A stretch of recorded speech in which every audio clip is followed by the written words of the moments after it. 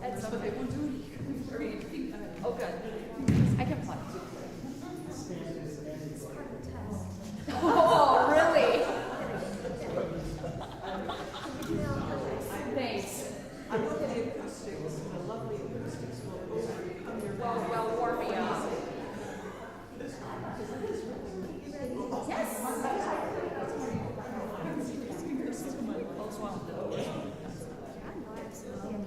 Just one. I think it's already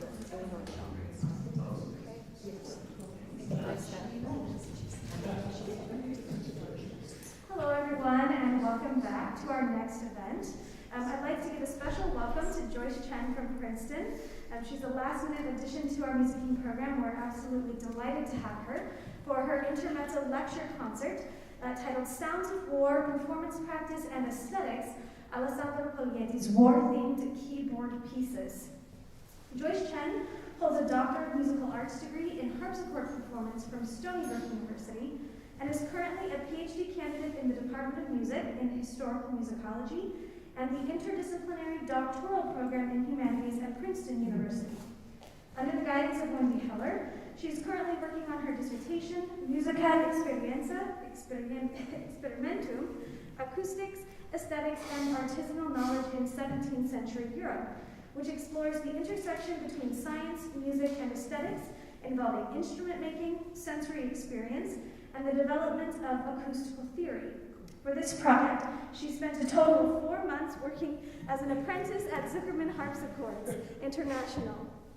From fall 2021 to spring 2022, she was adjunct professor of keyboard and university accompanist at Delaware State University, where she also introduced a pilot program of HBCU Early Music Access Project in collaboration with Early Music America. Outside of academia, she has an active performing career as a solo harpsichordist. She's the recipient of the 2018 Individual Artist Fellowship from the Delaware Division of the Arts, and in May 2019, she was a featured solo performer of the Emerging Artist Showcase by Early Music America at the Bloomington Early Music Festival. Please help me welcome Joyce Chen.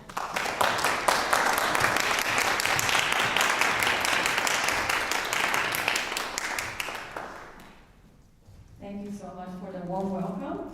I would like to start this recital actually with a short toccata, or toccatina. It's from Alessandro Poglietti's Rebellion of the Hungry Suite. Does anyone know Poglietti? By the end of this, I'm sure you will not forget who he is. It is based on a historical event in 1671, the Hungarian conspiracy against the Holy Roman Empire under Leopold I. That this event ended with the coup arrested and beheaded. I will only play the first movement. It's titled The Gallop and the Fugue. So the attack and the flight.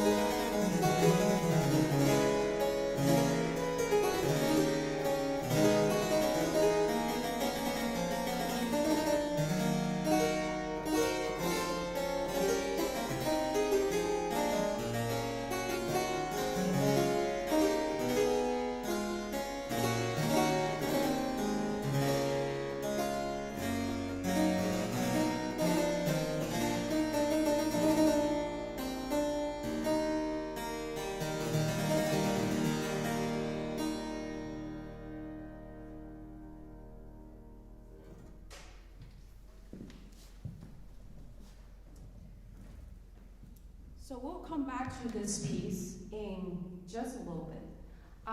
So I would like to think about this piece in conjunction with this story from John Dryden's The Power of Music from 1697. So here it is. One time when Alexander was at dinner, this man played a Phrygian air. The prince immediately rises, snatches up his lance, and puts himself in a posture of fighting. Do we know this story here? Maybe not. Some of you might be familiar. So this story highlights the capacity of music to influence emotions, and we have seen composers such as Handel have set the story into Alexander to Feast. The story and listening example then opens up a few questions for us. The assumption here is that a tone was played in the Phrygian mode. Let me just, can you all hear me like this? I'll just do it without the microphone. All right. So this story opens up a few questions for us. The assumption here is that a tone played in the Phrygian mode has the power to put Alexander the Great into a warlike frame of mind. Although we don't know precisely what was played or how this relates to our own notions of the Phrygian mode today, it suggests that a performance on a single instrument had the power to evoke these exceedingly strong emotions. We can then ask ourselves how this might have been accomplished in the 17th century. What was the 17th century equivalent of the Phrygian air? What are the different kinds of warlike aspects in music? The opening Polyeti toccata perhaps doesn't put us, the listener, into the mode of fighting, I hope not, but paints a picture of the failed conspiracy and what was about to unfold in this event. So in this lecture recital, I will use Polyeti's battle music pieces as a case study. First, I will talk about battaglia as a musical form, and we see that from 14th century until even 18th centuries, musicians have found ways of depicting warlike sentiments in music, using different strategies available to them. Then I will look at examples of battaglia in keyboard repertoire from before 1600 to show how they create the battle sounds with this instrument. Then I'll point out the recurring devices that are idiomatic to the keyboard instrument and how they continue to be used by different composers. Then, next to explaining warlike effects, I will also show why understanding musical affects is the key to understanding Baroque aesthetics, and how the field of music cognition might offer some new insights, how we, as a modern listener, may appreciate the process of evoking affects. Then I will use Polyeti's pieces. Actually, there are two. So the Rebellion of the Hungry that you heard from 1671 and the Siege of Philipsburg. I will not play them in its entirety because we don't have 20 minutes in addition to my talk, but I'll play enough to get you acquainted with these very phenomenal pieces. And these pieces are actually inspired by historical events, actually historical wars and conspiracy.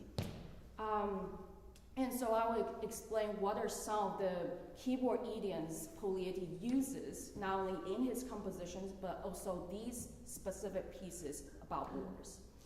So I'll focus on the four aspects.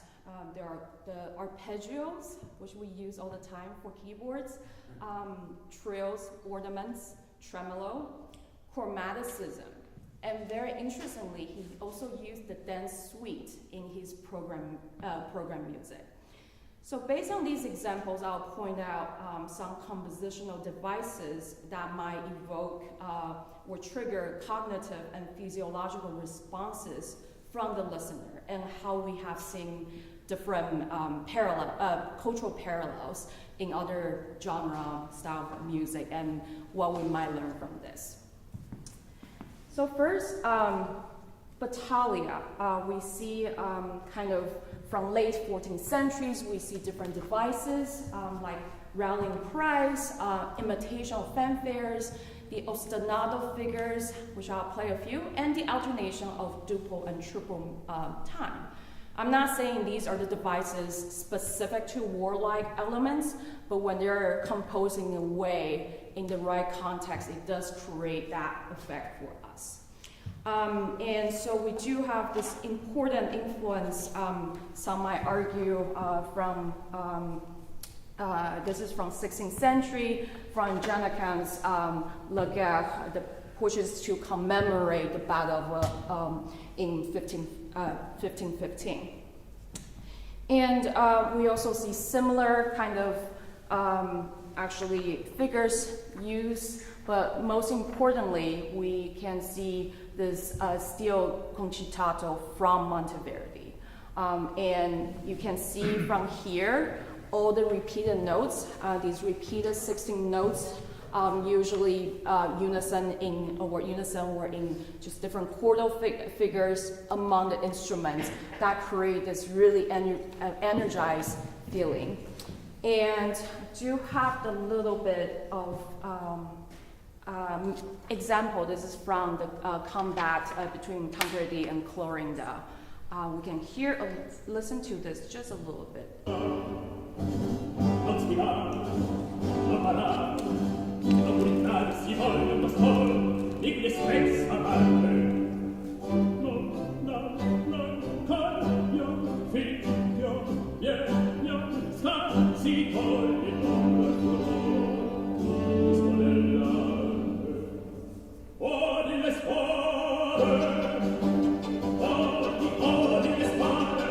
Gets more and more excited.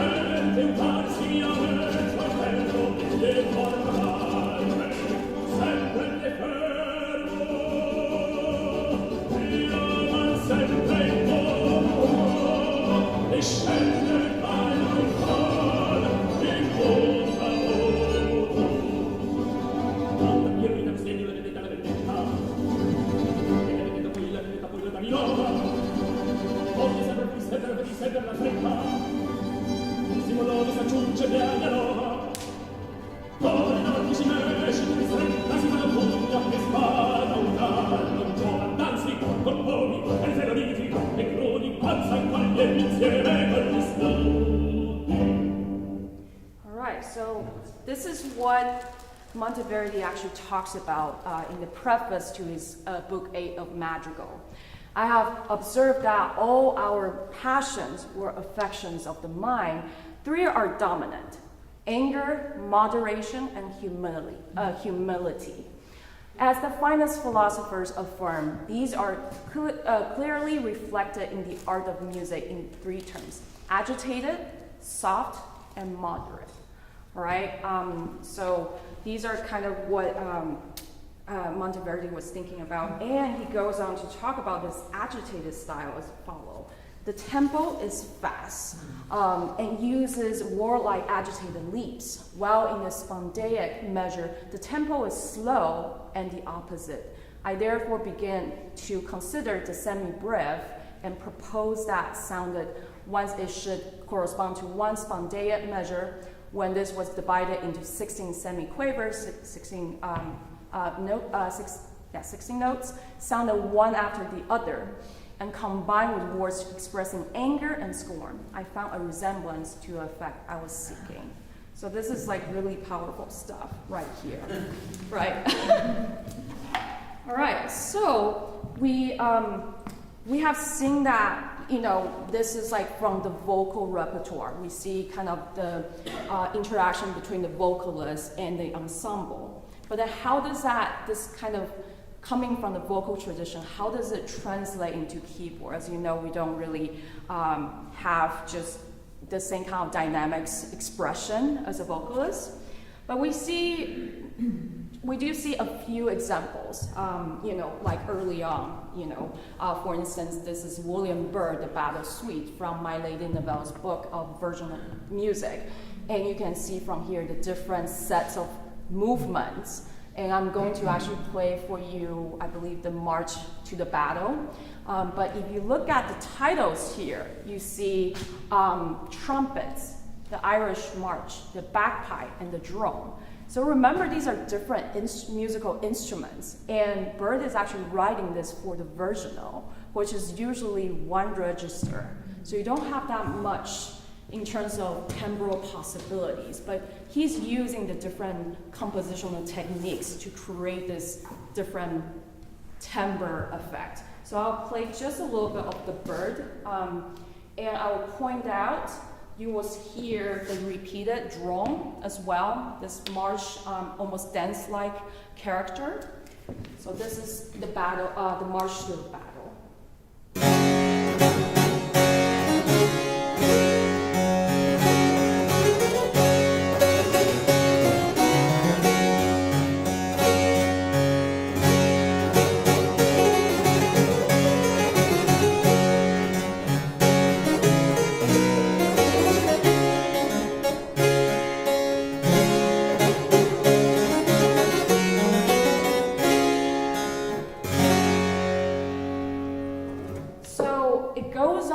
To kind of take on something similar we saw as a form, battaglia as a musical form. We do see alternation of the triple and duple. I'm not going to play the whole thing, but you hear that draw on the left hand, which is a signature.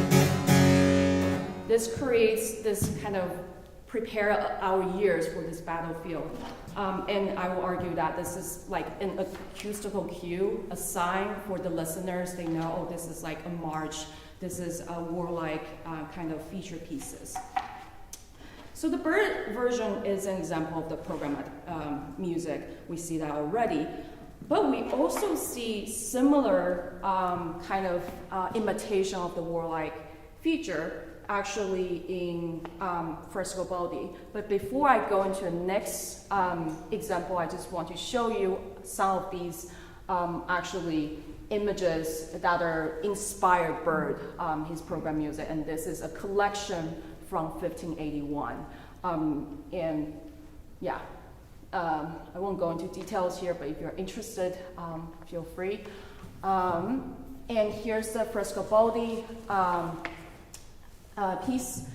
Here, if you look at this, it's really sectional, and it has like all the repeat signs that Frescobaldi talks about, you know, how his music is sectional, and sometimes you can stop at one section more than the other, where, you know, I take the liberty as a performer. I'm actually going to play just the first line of this example, but I'm going to do a lot more repeats than what's indicated right here.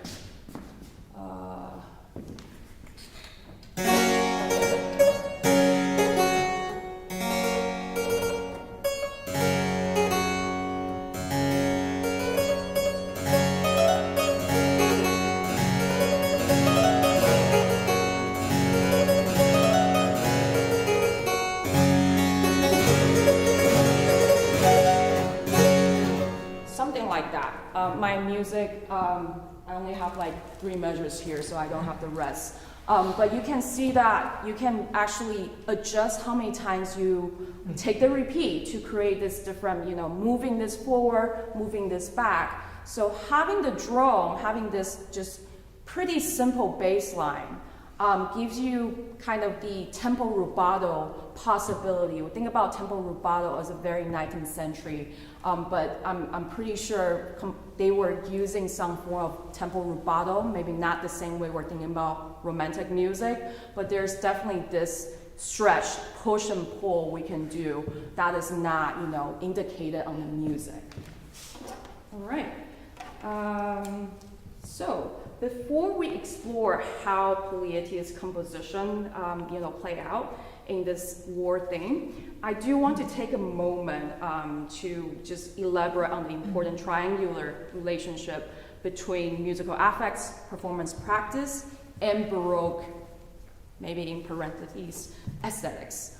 So Baroque composers create different musical affects by compositional techniques, including structural devices or rhetorical figures, and I might argue they're kind of corresponding to this like rhetorical arts, disposition and elocution, which is the second part and third part of the rhetorical arts. So we can see how an imitative texture can create an echo effect, while repeated silence on the strong beats can produce a sine effect. Theorists in the 17th century, such as Descartes and Kircher, which we heard a lot about in the last, the keynote address already, talk about, they want to know more about how passions or emotions are moved and formed in the body. And they talk about the transportation of the affect, in which the musical ideas are transferred through the vibration in the air, touching the eardrum and transmitting through the animal spirits to the pineal gland, where passions are seated. This is where performer can use performance practice to achieve the desired effects. Then the spectators and listeners can form cognitive and physiological responses based on their aesthetics. Since we're now performing music of the past for spectators now, we should also think about how we're thinking about affects and affects and emotions in the 20th and 21st centuries. Affect theory emerged at the turn of the 20th century, mainly discussed among German musicologists, even though the development of affect theory studies roughly parallel with the waves of hip movement. There's still some disconnect between the fields of hip and historical performance and affect theory. In any case, music and emotion under the broad umbrella of affect has been a major area of study in the field of music cognition since at least the 1990s. Their conception of emotions usually represented by either a discrete model or a dimensional model. So this discrete models kind of parallel with what Descartes thinks about their 6 primary emotions. There's joy, wonder, love, but the dimensional model is based on valence and arousal. So valence is whether it's positive, it's a positive emotion, it's a negative emotion. Arousal, how much are you aroused, like intensity. But there are still a few differences between the two fields, how we're thinking about, the 17th century, 18th century Baroque aesthetics and music cognition. First, Baroque affect theorists seem to put a lot more emphasis on the producing part of affect. And as mentioned earlier, Baroque affect theory are really, they really emphasize on compositional elements. Is this, what rhetorical figure is this? What kind of structure are you using? They don't talk so much about performance practice. They do, but this is something that will have been understood by the musician that are experienced and know the style. We also know very little about the listeners except for a few accounts. In contrast, music cognition cares very much about and also have more capacity to document the listener and spectator's experience. Because of this, music cognition makes a very clear distinction between the perceived and felt emotions. So this is pointed out in 2001 by Gabrielson.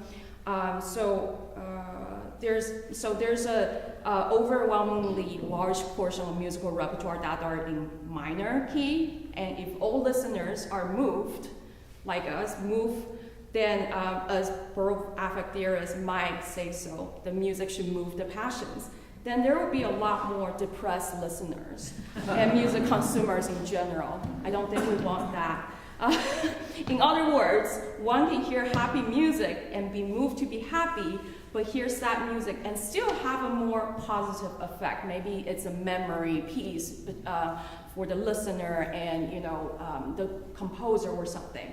So I do want us to think about the difference between aesthetics, affects going into Polyetti's pieces, and think about how these play out. Whether you're hearing this or whether you're hearing this in the music, are you actually moved to the affect that we're thinking about? So, who is Polietti? I know you're all dying to know.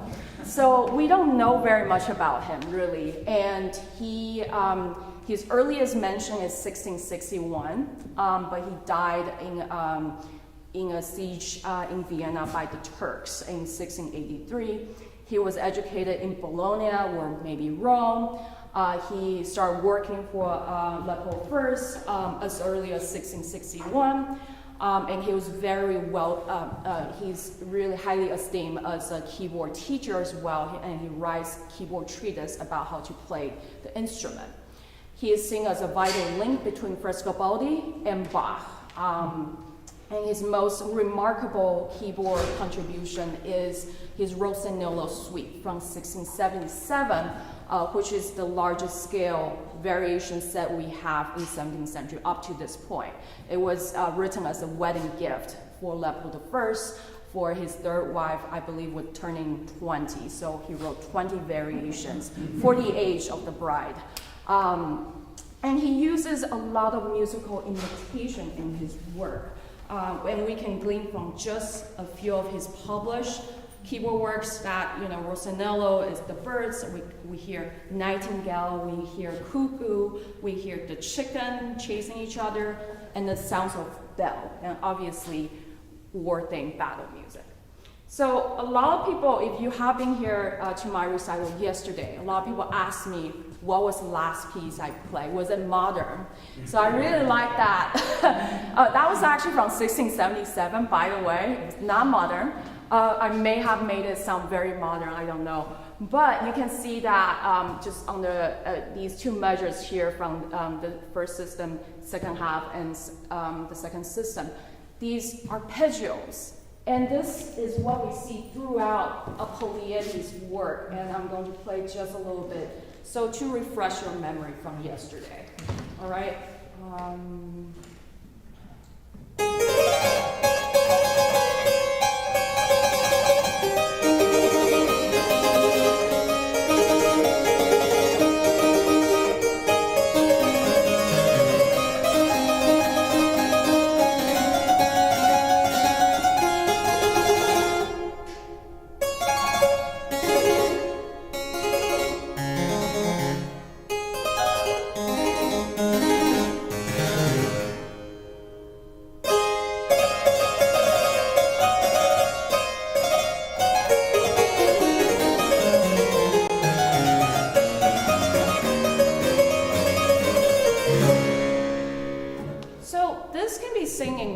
Different ways. My interpretation is these are kind of the birds are flying, going away.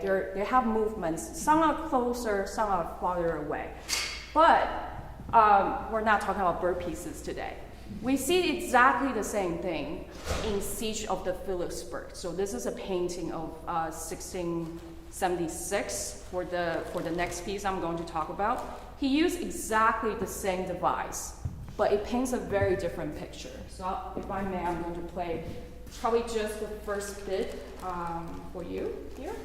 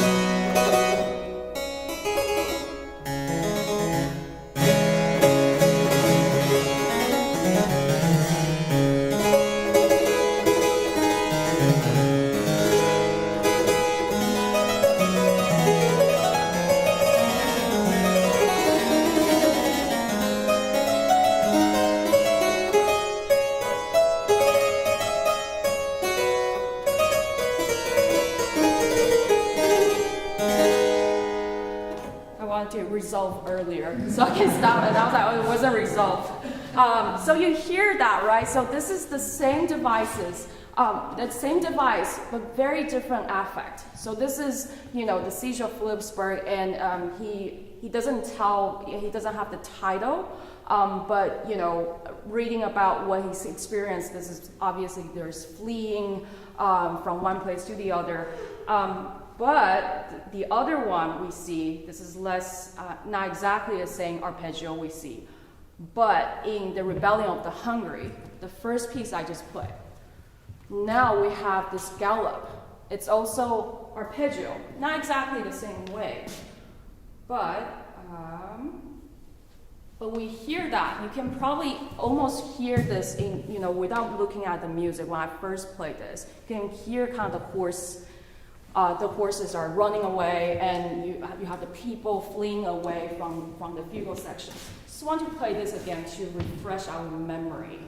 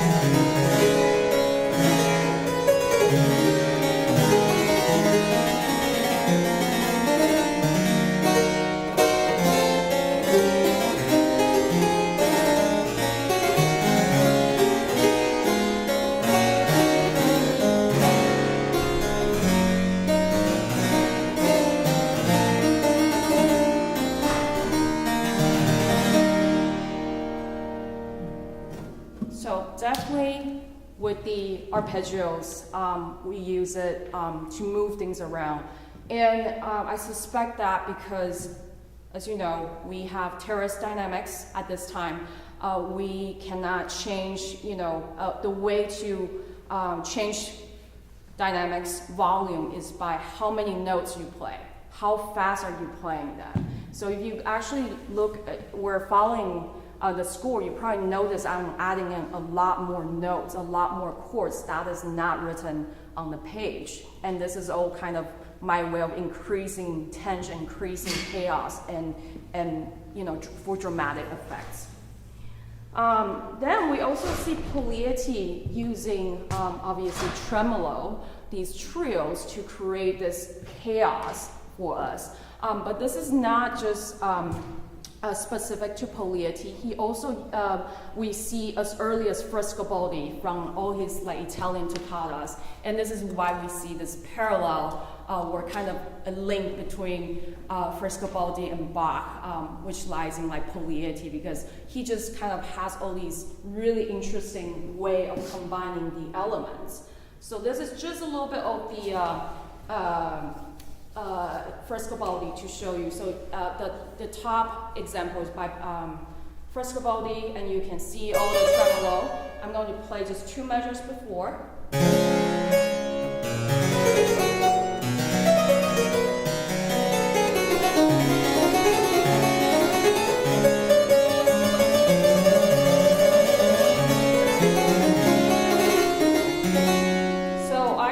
Don't play them at the same time because this is kind of a written out trio. We will know this is, the performer will have the freedom to do what is appropriate for the affect, and you definitely see this is just this is actually, I hate to use harmony terms, but this is dominant into tonic.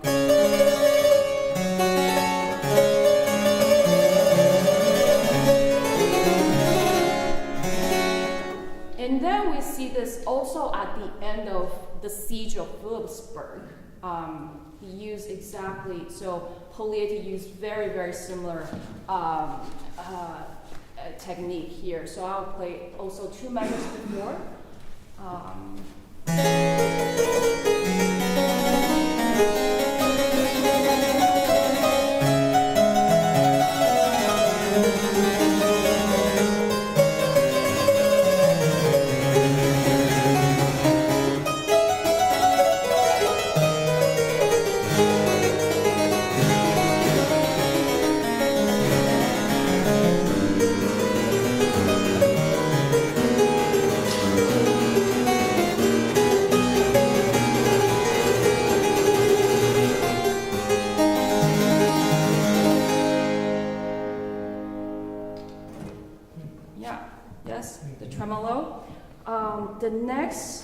technique he uses are these dance movements. So this is from the Rebellion of the Hungry Suite. So we have the toccata you already heard twice. Then we go into these dance movements that he also has these titles: The Prisoner at Trial, The Sentence, Chaining the Dungeon. It's not very pretty.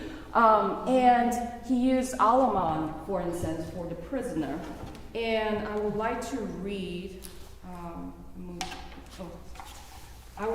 what Madison, this is from 1739, it's a little bit later, but Madison writes a lot about affects and how he understood affect. So he writes that Alaman's a broken, serious, and well-constructed piece, dance movement, which is the image of a content or satisfied spirit, which enjoys good order and calm.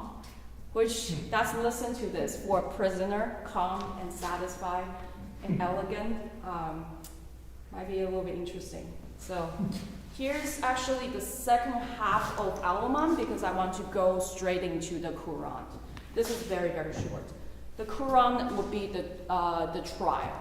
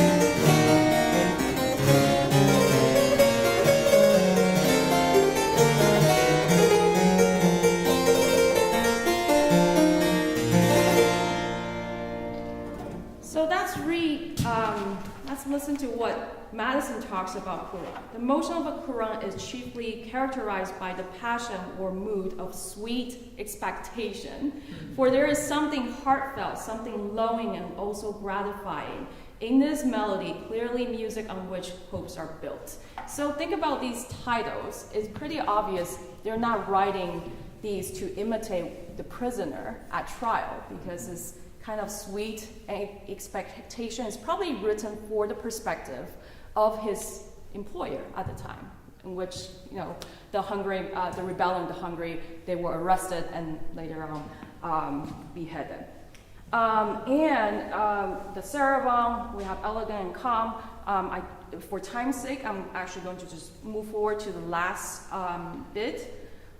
He also uses chromaticism a lot, and we hear that the dissonances, the out of tuneness is used definitely as a very effective device. So we have the lower, I'm not going to play this example, but the second half of this example is actually from his Rossignolo suite from 1677, from the variation set, which is like the funeral procession of old women. And he used very similar kind of chromatic elements. But here's kind of the beheading,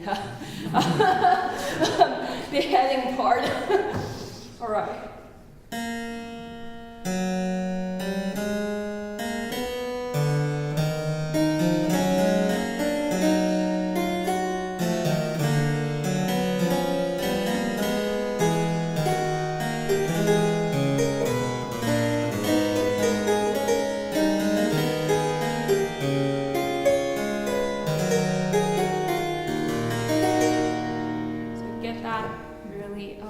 Sad affect. So here's actually an image of the beheading, fortunately. So that's think about this opening story again that I read about Alexander the Great move into, the posture of fighting. We see that a solo instrument now in this lecture recital, I hope, is capable of not only producing different affects, but also simulating different sounds and timbre with the help of clever compositional techniques like musical science. Informed performance practice and compelling delivery, I hope. Pugliese uses dance forms and the associated affects for his programmatic movements. So certain compositional techniques such as tremolo and rapid arpeggios appear to be acoustical cues of chaos to us. This increases our heartbeats and trigger a cognitive and physiological response similar to anxiety and fear, which produces the fight or flight mode. And I have seen several parallels in other cultural forms, such as Chinese operas or Taiwanese musicals, and some of these, the Chinese opera from 17th century, musicals from the 20th century, from now. So this also raises the question of aesthetics. Is there a Baroque aesthetics? There's some broader implication here. I have worked on the DAI initiative in early music for the past several years. I published articles on this very important issue. I'm also working in the IDEA task force for several years. So I've seen us talk about increasing visibility of BIPOC underrepresented musicians or diversify musical repertoire. But if we were to put aesthetics into the equation when considering DEI work or just general programming and performing music, then we can better understand listeners of different backgrounds. What might they respond to performance practice and musical affects? Then as performers, we can actually incorporate these ideas into our performance to help listeners of the different racial, cultural backgrounds. Thank you so much.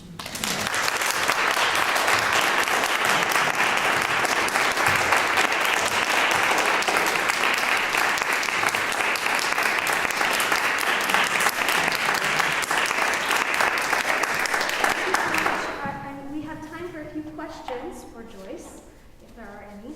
And maybe I could start with one of my own. This is something I was thinking about throughout your talk, especially thinking about aesthetics and modern aesthetics and understandings of what war and war music should sound like versus Baroque aesthetics of what it should be. I was particularly struck in thinking about my work with my own musicking ensemble this term as we work on war music. The students had quite some trouble really grasping onto the idea that so much war music could be in major modes or tonalities. So much so that they wanted to change some of them, right? Entire arias into, they said it has to be minor. And sure enough, they even found recordings of modern HPP performers who had also thought this can't possibly be right. And yet as we went back to the original sources, we found, of course, and this makes sense with what other scholars like Luca della Libra have noted, D major, A major, it's all very normal at the time. So my question is, what can we do as performers and as educators to really help audiences and students bridge that aesthetic gap and really come into accepting what Baroque war music is as opposed to our own ideas? Yeah, I think a lot of it is also we're thinking about war music as what's relevant in the society right now. It's ugly, it's cruel, it affects us. And a lot of times these composers, of course, they're affected too, but how much of this music is actually expression of their own emotions? Or is it writing like what we see in Pugliese? He's writing for his employer, which is probably happy with what's happening, you know, like he even writes, I didn't do the postlude, it's entirely in major, like a little church bell, like, oh, I'm happy they're beheaded. You know, like these are the things. So I think contextualize is extremely important, like telling, you know, audience, yeah, I know this takes time, and of course we have our modern aesthetics, and that's why I'm saying, like, how do we put this aesthetics into the question, because it's tricky. we of course want to like be informed. That's why we're in HPP. But so our audience members or students who are new, how do we convince them this is important? And I might say I'm an offender sometimes. I do change it to minor.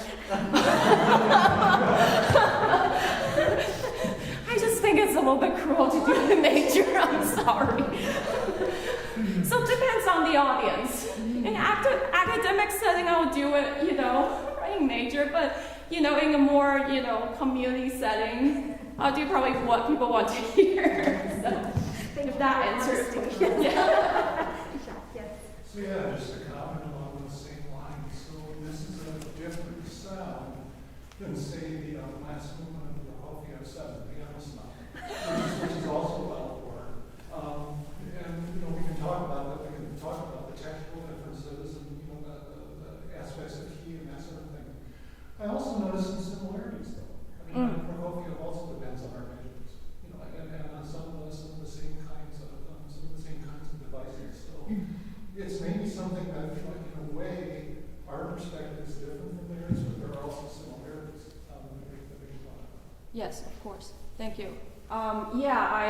I took out a term. I was advised not to use it. It's universality. That'll be a trap. So I do definitely see parallels.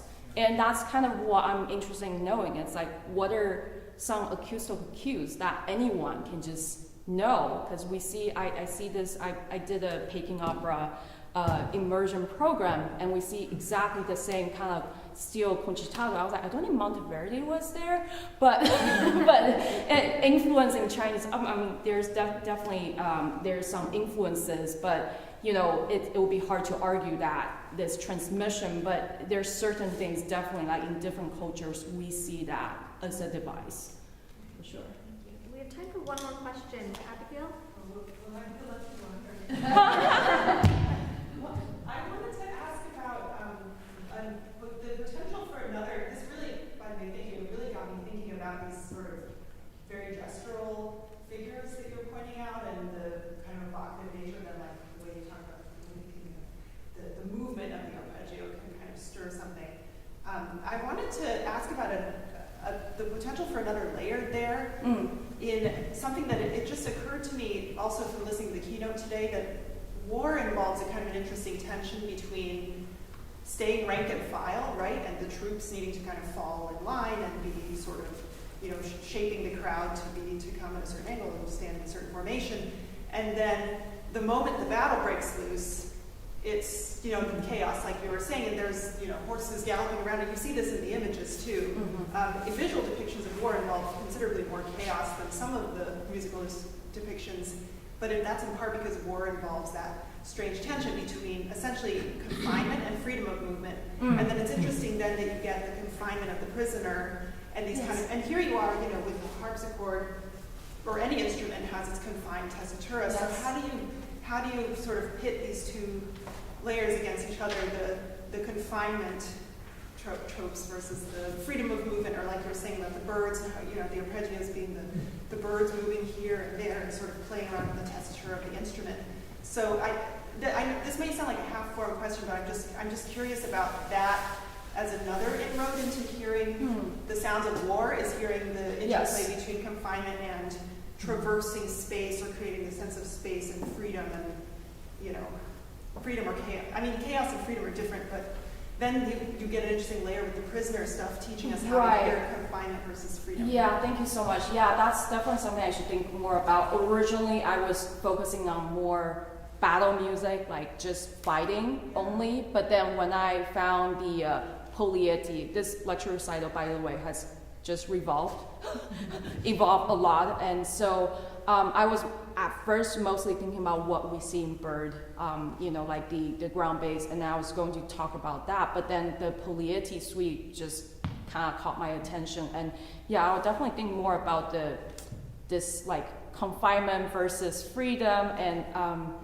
I think that's because the drone kind of keeps you situated in formation, right? Right. And then you have this freedom of movement with the that you mentioned that you can add on in performance practice. And then the decapitation is this very confined Right. Who's then being sort of convoluted into this, very rigid. Then I will also structure, think, so that I will also think about then the performer, am I playing the character in the movement? So, in a way, I'm kind of in the space here, right? Like, am I playing the character, and then the sound is actually what is dedicated to, the winning party, or level of first. So, yeah. Thank you. Thank you so much. Sorry to stop this wonderful conversation. I'm sure you can grab Joyce after, but we'll have to wrap up and get ready for our next event. So thank you so much.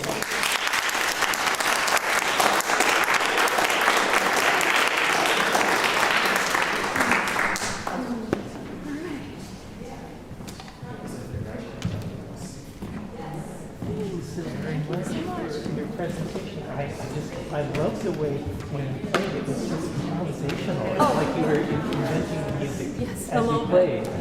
And it really